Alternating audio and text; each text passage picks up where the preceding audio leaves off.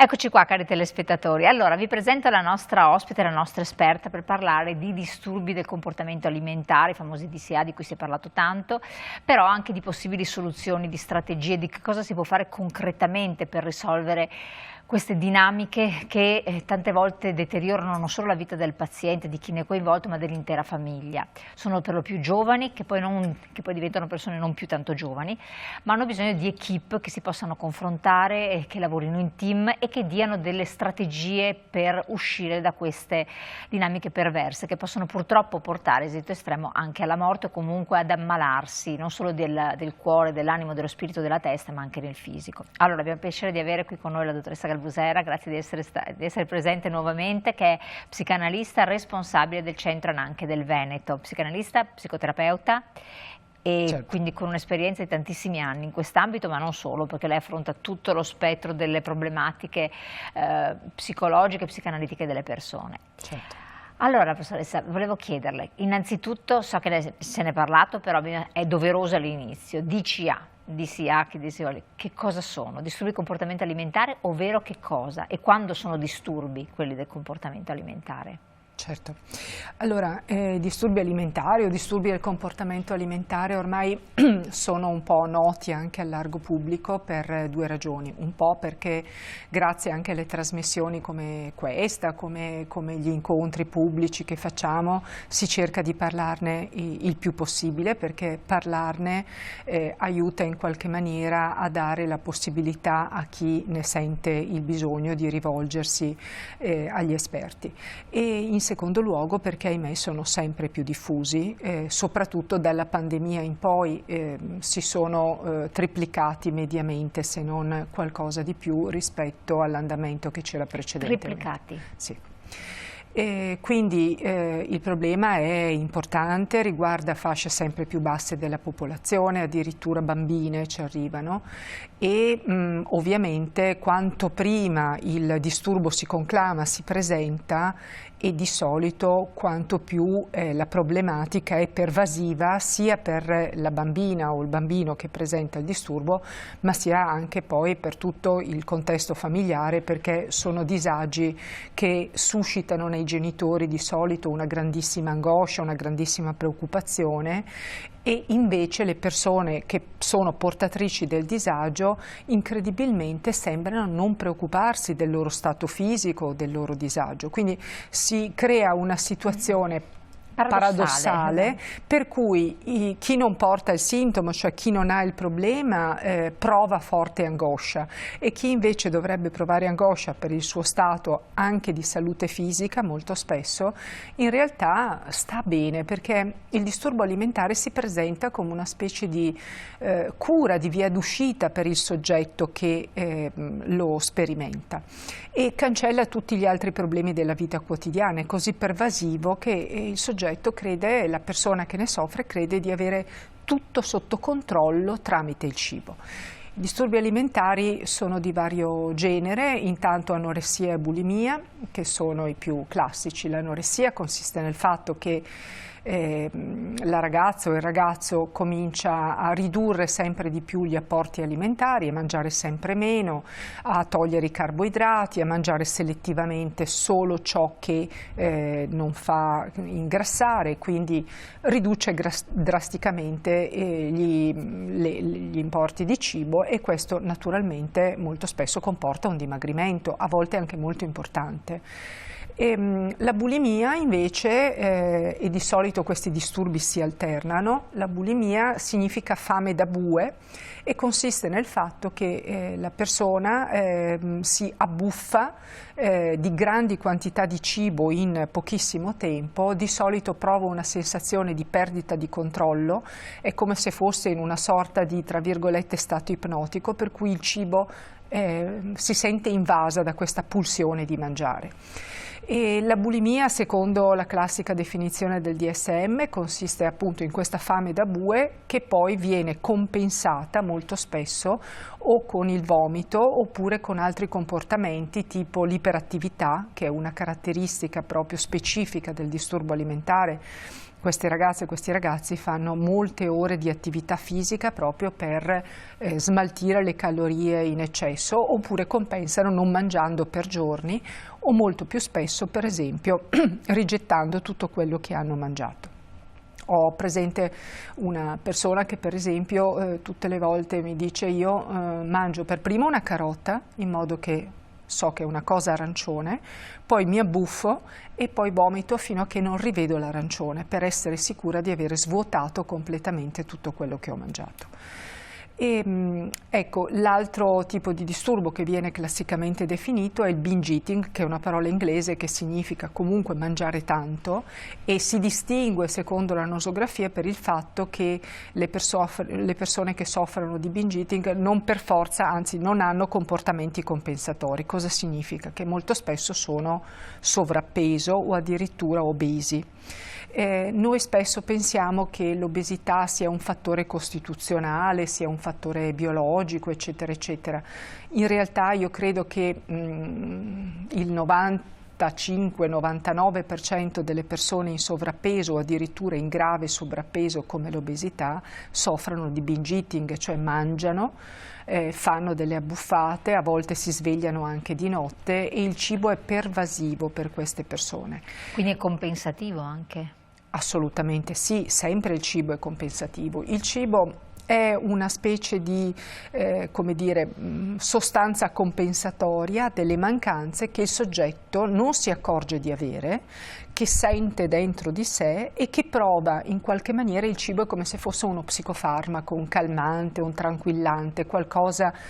Del resto, un sedativo. Ecco, qualche volta lo è anche per noi che probabilmente non abbiamo un disturbo alimentare, no? A volte quando abbiamo una delusione, un dispiacere, eccetera, alcune persone tendono a mangiare di più o a mangiare di meno, proprio perché il cibo è qualcosa di così primordiale per l'essere umano, che ricorda il calore, che ricorda la vicinanza, la socialità, eccetera, eccetera, e che quindi per tutti noi ha un valore affettivo, metaforico, no? È qualcosa di consolatorio, solo che mentre noi ci sappiamo fermare su per giù in qualsiasi momento, oppure la buffata c'è ma è proprio, che ne so, in compagnia per esempio, è il mangiare da solo quello che caratterizza principalmente questi disagi. Le persone con disturbo alimentare si vergognano moltissimo di farsi vedere mangiare. Lo fanno spesso in profonda solitudine, di nascosto, e questi disagi, ci tengo davvero molto a sottolinearlo, comportano una grandissima sofferenza per il soggetto, anche se, come dire, non è una sofferenza vissuta immediatamente, però queste ragazze soffrono moltissimo proprio perché non possono concedersi, anche ragazze giovani, adolescenti, no? Nella fase in cui la socialità è la cosa più importante, stare con gli amici, i compagni, eccetera, e si privano di qualsiasi cosa proprio perché farsi vedere mangiare, mangiare insieme agli altri è qualcosa per loro di assolutamente proibito. Addirittura, ma è proibito in base a quale senso del dovere, a quale input che scatta per che cosa? È una specie di legge interna, quale legge? È una legge interna per cui, come dire, se io mi abbandono al cibo, alla socialità, perché poi cibo e socialità, certo, come dicevamo, sono fortemente imbricati, in qualche modo perdo il controllo sulla mia vita e perdo il controllo sulla possibilità di piacere all'altro, sulla possibilità. Quindi c'è un discorso anche di piacere, cioè entrare in contatto con l'altro. Ma non è il isolamento. Piacere seduttivo. Mi scusi, l'ho interrotta. Dicevo, non è il piacere seduttivo, è un piacere molto più primordiale, non so come dire, riguarda proprio l'accettazione, l'essere amati radicalmente, non tanto su un piano sessuale. Non è l'anoressica, a differenza di quello che si pensa, perché sappiamo bene che c'è un legame anche con tutta la dimensione della moda, certo, sì, della magrezza che è richiesta dagli stilisti, eccetera, eccetera. Sicuramente questo può influire, però all'anoressica non interessa piacere eroticamente, cioè sedurre l'altro. Quello che le importa e che non sente mai dentro di sé è quella di essere accettata per quello che è. anche se non si accorge neppure molto spesso, queste persone neanche se ne rendono conto. Non è proprio una provocazione sarebbe già una cosa un po' più evoluta. In realtà è tutto inconscio il discorso. Io le sto parlando di quello che emerge nel corso delle cure. Sì, okay. No, ma infatti è importante anche poi per capire il meccanismo di base che si va a instaurare. Ci sto pensando, probabilmente c'è qualcosa anche all'origine nel rapporto affettivo genitoriale o familiare? Sì, molto spesso dietro un disturbo alimentare ci sono traumi precoci, ci sono addirittura... Ecco, questo deve prescindere dal colpevolizzare i genitori, perché non è questo assolutamente. A volte è il transgenerazionale che passa senza che i genitori neppure se ne accorgano. A volte, quasi sempre nelle famiglie di ragazzi e ragazze che hanno un disturbo alimentare o nei rami paralleli c'è un disturbo alimentare nella famiglia, nella nonna, nelle zie, nei fratelli. E come passa? Questa cosa? Perché noi siamo abituati a pensare alla famiglia nucleare, no? Il padre, la madre, i fratelli, o comunque, ecco, in realtà l'inconscio, il nostro inconscio si forma anche a partire da tutto ciò che ci sta attorno, dai rapporti che i nostri genitori o dai torti subiti dai nostri genitori piuttosto che dai fratelli, dagli zii. In realtà il transgenerazionale passa in tutta la famiglia allargata e anche nei rapporti sociali, nei rapporti vicini. Per esempio, spesso si ritrovano dei lutti dietro un disturbo alimentare. Una sorellina morta, un fratellino morto, magari quando era molto piccolo, prima della loro nascita. Sto facendo solo degli esempi perché poi, come sempre, ogni caso è a sé, no? Freud ci insegnava che in psicanalisi ogni caso fa scienza. Sicuramente ci sono dei traumi che hanno ghiacciato da qualche parte il soggetto, per cui non si fida.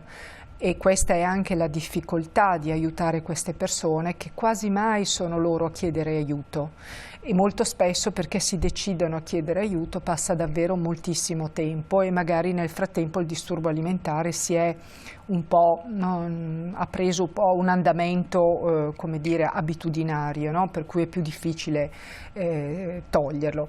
Però, dicevo, fanno molta fatica a fidarsi degli altri, men che meno degli esperti, diciamo così, anche se questo termine mi fa sempre un po' sorridere. Quindi voi avete anche difficoltà nell'approcciare inizialmente? Molto spesso sono i familiari che ci portano le persone che soffrono un disturbo alimentare, soprattutto i più giovani. In alcuni casi arrivano anche degli uomini o delle donne invece più avanti con l'età, che magari si trascinano un disturbo alimentare, che hanno sofferto molto, magari anche da tanti anni. Anche uomini. Gli uomini si vergognano ancora di più a parlarne, naturalmente. Perché? Perché è l'altro lato della medaglia del fare informazione o prevenzione. Siccome viene classicamente inquadrato come un disturbo prevalentemente femminile, ho in mente... Lo stigmatizzarlo ti porta comunque al fatto che se non sei in quel gruppo sei quasi un borderline, già della situazione che è già borderline sé per sé. Esattamente, per cui fanno molta fatica a confessare, per esempio, che alcuni dopo ore in palestra tornano a casa, si abbuffano e vomitano per paura di ingrassare, no? Senza parlare di tutto il problema che è più invece su un versante molto maschile dell'obesità. Le persone obese ci danno spesso, o comunque del forte sovrappeso, ci danno spesso l'impressione di essere persone pacifiche, bonaccione, no? Abbiamo forse anche noi un pochino lo stereotipo, ma in realtà molto spesso dietro si nasconde un vero e proprio dramma. Al di là del fatto che loro lo confessino o no, hanno quasi sempre un rapporto col cibo che è persecutorio, cioè sono veramente perseguitati dal cibo. E ho in mente uomini che si svegliano durante la notte, si attaccano al frigorifero, esattamente come un tossicodipendente, no? O come un alcolista si attacca alla bottiglia, e non riescono assolutamente a farne a meno. Ce ne sono anche alcuni famosi, mi viene in mente Maurizio Costanzo, non dico nulla che è una persona grandiosa, è stata, no? Meravigliosa, però ha sempre detto di avere un disturbo alimentare, di avere questo problema, per cui di notte si svegliava e si attaccava al frigorifero. Ecco, chi si riconosce in quello che lei dice, quindi anche persone adulte che però non hanno mai pensato di affrontarlo sotto il profilo, perché ne conosco anch'io, tra l'altro, però non ti viene in mente anche di consigliare, penso a queste persone sicuramente, di affrontarlo sotto il profilo psicologico, psicanalitico e di altro genere, ma pensi è una persona che ha tanta fame e che mangiando, facendo magari poco movimento, anche facendo movimento non capisci neanche in base a quale forza di volontà e muscolare straordinaria, non riesce a smaltire comunque tutto quello di cui si nutre, con la voracità di cui si nutre. Però può darsi, cioè, anzi senza dubbio lei dice questo non è naturale nella maggior parte dei casi, e quindi è importante quello che lei sta dicendo, perché forse fa scoccare una scintilla, un'illuminazione, una lampadina nel fare un percorso diverso che risulta più semplice che in una dieta, perché poi seguono tante diete, però queste diete non sortiscono effetti se non nel periodo breve, no? Certo. Sì, le persone in forte sovrappeso di solito non confessano quasi neanche a loro stesse di avere un problema, esatto. no? E quindi, siccome è sempre molto difficile dire a qualcuno guarda, prova a parlare, rivolgiti a uno psicanalista, a uno psicologo, a uno psicoterapeuta, perché è una questione molto delicata, però appunto, ripeto, molto spesso la persona con un disturbo alimentare di questo genere, cioè il binge eating, non lo confessa neppure a se stesso, non se ne rende conto, e di solito quello che normalmente dicono quando li vediamo appunto nei colloqui è: ma sa dottoressa, io mangio pochissimo, non capisco perché ingrasso. Non è vero, non è assolutamente vero, a volte mangiano senza rendersene conto. Ripeto, c'è una specie di stato ipnotico per cui ingurgitano grandi quantità di cibo senza rendersene conto. Quasi mai è difficilissimo che si riscontrino dei problemi metabolici che giustifichino il fatto. No, ecco, in realtà il corpo umano normalmente è fatto di entrate e uscite. Se uno mangia oltre quello, oltre le calorie di cui ha bisogno durante la giornata, ingrassa, altrimenti dimagrisce. Punto. E così il corpo di tutti, no? Quando si tratta di persone, mi ho parlato di giovani, giovanissimi, giovanissime, soprattutto, però è interessante anche l'aspetto che lei sta affrontando anche al maschile, perché poco se ne è parlato. Si è parlato tanto di ragazze, di bambine, 12 anni, insomma, preadolescenti, e anche di modelli, stereotipi esterni, che però poi, analizzando questo percorso che lei ha fatto anche di studio, non è necessariamente un modello esterno che ti può portare a certe scelte estreme, cioè scattano altri meccanismi, quindi diventa riduttivo. Certo. E dicevo, è molto interessante l'aspetto anche maschile e in età adulta. Le persone adulte, e magari uomini appunto, e ce ne sono, perché adesso lei che sta dicendo sovrappeso in modo eccessivo, questo rapporto con il cibo di voracità, quasi di compensazione estrema di un qualcosa che viene a mancare, poi magari sono persone anche da sole che non hanno una famiglia, una compagna, perché dopo purtroppo tutto fa sistema, possono in qualche modo uscirne. E allora ci sono dei percorsi anche per chi ha qualche anno di più? Assolutamente sì. Io seguo da un po' di tempo una signora che ha 84 anni e viene dall'analista regolarmente, 2 volte a settimana. Cosa ci dice questo? Ci dice che fino all'ultimo momento della nostra vita, fino all'ultimo respiro, noi abbiamo chance di cambiamento. In qualsiasi momento noi possiamo rimescolare le carte, guardarci allo specchio e fare i conti con le nostre responsabilità, le nostre colpe, i nostri errori. Perché questa persona viene alla sua età? Sta meglio dopo, ovviamente, probabilmente trae giovamento. A volte sta anche peggio quando va via dalle sedute, no? Perché andare dall'analista non è proprio come andare a farsi una passeggiata. Alcune volte si affrontano dei nodi, si sentono delle responsabilità, si devono affrontare delle colpe, si deve fare i conti con noi stessi, e quindi sicuramente andare dall'analista serve a questo. Ma lei viene perché vuole sentirsi in pace. Sentirsi in pace anche prima di morire, perché no? No? È un argomento, quello della morte, di cui non parla mai nessuno, perché siamo in una società fobica nei confronti della morte, no? Però in realtà mi aggancio a questo punto perché ha un valore. Queste persone, le persone con un disturbo alimentare, ma anche le persone con una dipendenza, pensiamo alle tossicodipendenze, all'alcolismo, al gioco d'azzardo patologico, eccetera, eccetera, alle dipendenze da farmaci, ce ne sono di vario genere, dal sesso compulsivo, in realtà al fondo sono persone che negano l'idea della morte. Infatti pensiamo per esempio a un tossicodipendente, no? Che ogni volta che prende una sostanza, sia che sia iniettabile, sia che sia sempre tramite la bocca, che cosa fa? Rischia la vita. Rischia letteralmente la vita, ma parlando con una persona che soffre di tossicodipendenza ci rendiamo conto che in realtà l'idea della morte non è presente per queste persone e questo ovviamente è un problema, perché se noi siamo immortali possiamo fare qualsiasi cosa del nostro corpo, perché tanto questo corpo non morirà mai, ed è esattamente la convinzione da cui parte un tossicodipendente, un alcolista, ma anche un'anoressica, che fino all'ultimo, ricordo... Giochi con la tua... sì, giochi con la tua vita, perché sono patologie che possono uccidere e ahimè, purtroppo alcune volte accade.